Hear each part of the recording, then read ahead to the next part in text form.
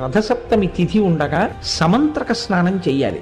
మంత్రం లేని స్నానం మీరు చేశారనుకోండి, అది కాకి స్నానం అని పిలుస్తారు. రేపు ఉదయం నుంచి సూర్య భగవానుడి యొక్క రథం ఉత్తర దిక్కుకు తిరుగుతుంది. దానివల్ల ఏమవుతుందంటే మిగిలినటువంటి గ్రహముల మీద ఉండేటటువంటి సూర్యుని యొక్క వెలుగు, సూర్యుని యొక్క ప్రకాశము కొన్ని గ్రహముల మీద తగ్గుతుంది.